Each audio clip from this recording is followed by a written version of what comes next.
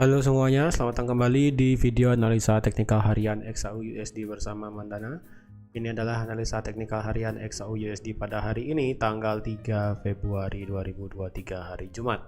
Dan ini merupakan minggu pertama di bulan Februari, jadi otomatis hari ini merupakan hari NFP. Seperti biasa, jika teman-teman suka dengan videonya, teman-teman jangan lupa like dulu videonya, subscribe bagi belum subscribe, hidupkan lonceng dan share. Yang sekiranya memerlukan analisa teknikal harian di XAU USD pada hari ini, pada hari Jumat, mengenai NFP nanti malam.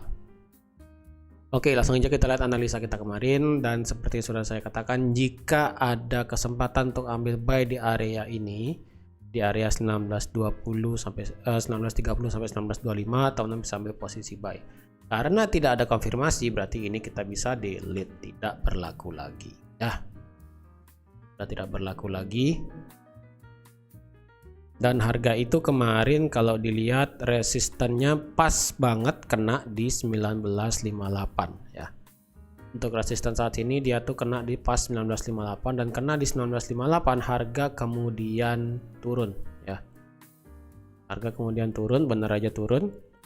Dan sekarang kalau kita lihat secara daily, harga trendline daripada ini trendline ini juga sudah di break ya, trend juga sudah di break, jadi otomatis kemungkinan pergerakan pada hari ini, apalagi ditambah dengan adanya bearish engulfing di sini, kemungkinan pergerakan XAU USD hari ini akan turun. Tetapi mengingat hari ini adalah hari NFP, ada beberapa hal yang teman-teman harus perhatikan juga. Setelah kemarin adanya The Fed yang menyatakan dirinya sedikit dovish sehingga membuat gold itu naik, dan sekarang malah turun lagi ya kan. Kalau dilihat pada hari ini, untuk dari segi NFP ya, NFP nanti malam itu jumlah orangnya adalah 193.000 ya, turun dari yang sebelumnya 223.000 jumlah orangnya, sekarang diperkirakan turun menjadi 193.000, dengan tingkat pengangguran naik dari 3,5 menjadi 3,6. Lalu juga dengan tingkat average hourly earning tetap 0,3 secara month of month, dan average hourly earning year of year itu diperkirakan turun dari 4,6 jadi 4,3 ya. Dan juga kalau dilihat juga nanti pada saat nanti malam lagi setelah NFP, kita ada yang namanya ISM Service PMI, di mana ISM Service PMI di sini diperkirakan akhirnya itu bisa naik di atas 50 ya.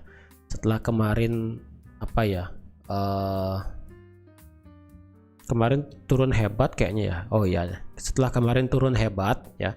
Ini datanya dari Desember ya, 56,5, dan pada saat Januari kemarin tanggal 6 itu yang keluar datanya adalah 49,6.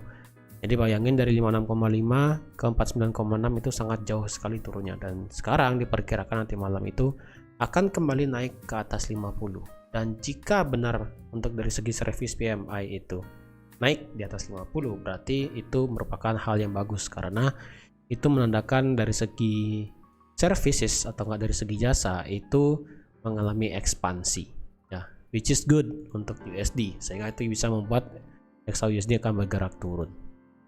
Tapi kita tunggu juga dari hasil data NFP-nya ya. NFP di sini seperti biasa yang harus dilihat adalah unemployment rate, lalu NFP-nya itu sendiri, dan juga dari segi average hourly earnings month of month, entah itu month of month atau enggak year on year ya. Antara dua ini, jika hasilnya salah satunya ini positif dan netral ya, kemungkinan data yang keluar akan sedikit rancu. Tapi yang penting adalah tingkat pengangguran dan NFP-nya itu sendiri. Jika nanti malam hasil NFP-nya bisa keluar di atas ekspektasi ya, jika yang keluar nanti malam itu adalah 220.000 atau 210.000 ya, di atas ekspektasi tetapi di bawah lagi sedikit dari sebelumnya, itu masih better ya, itu masih better. Dan jika tingkat penganggurannya yang keluar adalah 3,5% ya, misalnya keluar nanti 3,5% dengan NFP yang 210.000 misalnya, maka USD akan naik ya, USD akan naik, otomatis itu akan naik. Tapi jika nanti pada saat data yang keluar NFP-nya adalah 190.000 dengan tingkat unemployment rate adalah 3,5% atau 3,4, bisa dikatakan USD akan bergerak turun dulu baru nanti dia akan bergerak naik, dan pergerakan hari ini akan ditutup oleh services PMI. Jadi jika nanti datanya ini berhasil jika data nanti malam NFP-nya ini hasilnya mix ya. Jika hasilnya mix maka otomatis XAUUSD akan bergerak sideways. Jika hasilnya positif bagi USD maka otomatis XAUUSD akan turun, dan turunnya itu kalau saya perkirakan 1900 di sini akan di break ya. Area 1900 ini akan di break dan dia bisa turun sampai ke 1890, bahkan bisa turun sampai ke 1880. Ya, jika hasilnya di sini negatif ya, hasilnya negatif bagi USD, otomatis XAUUSD akan terbang. Jadi XAUUSD kemungkinan akan terbang, tapi terbangnya itu akan tertahan kemungkinan hanya sampai di 1930 atau nggak sampai di 1935. Kalau saya rasa seperti itu ya, sampai 1935. Itu berdasarkan NFP aja. Jika nanti malam ISM Services PMI-nya hasilnya bagus di atas 50 dengan data NFP-nya jelek, maka kemungkinan XAUUSD dari yang awalnya naik sampai 1935 dia bisa turun lagi sampai ke 1900. Ya, intinya pergerakan hari ini selain NFP adalah Services PMI. Otomatis teman-teman yang trading pada hari ini, ketika data NFP itu keluar, teman-teman jangan gembira dulu ya, jangan euforia dulu, karena masih ada satu lagi ya, ISM Services PMI itu yang akan menjadi market penentu atau bisa dibilang penentu arah pada hari ini, khususnya pada minggu ini, kemana arah XAUUSD-nya ya, penutup lah bahasanya, penutup. Nah kalau kita lihat dari weekly, dari segi weekly kita menciptakan ya, jika ISM Service PMI itu hasilnya positif, otomatis XAUUSD akan drop ya, drop bisa sampai ke 1900. Maka di sini secara weekly kita akan melihat adanya penutupan yang sangat luar biasa. Maka bisa dipastikan kemungkinan minggu depan akan adanya penurunan. Dan jika benar penurunan, maka kita bisa berekspektasi dia turun lumayan untuk sampai di 1870. Jika seperti itu ya, sekali lagi, jika fundamental berdasarkan hasil datanya ini adalah positif, negatif ataupun mix ya, maka hasilnya akan lebih kepada untuk sideways seperti itu. Jadi bagaimana untuk hari ini? Apakah kita bisa open ya? Kalau berdasarkan level supply demand ya. Level supply demand seperti biasa kita punya demand di 1900 ya. Kita masih punya demand di 1900, tapi di sini sudah tidak fresh ya. Area demand di sini sudah tidak fresh, jadi otomatis chance dia untuk dia bisa bergerak drop itu ada, tapi harus dengan power yang lumayan. Dan juga di sini saat ini XAUUSD tertahan juga oleh zona demand yang baru yang ada di H1. Di sini juga ada zona demand di H4, maaf ya, dan demand di H4.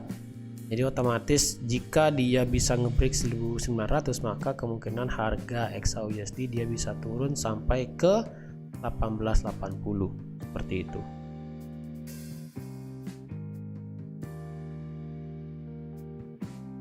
Kalau dilihat juga pada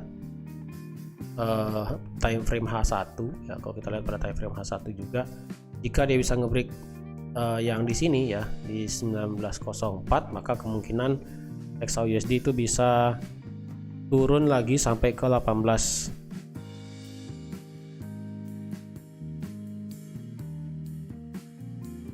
sampai di 1903 ya.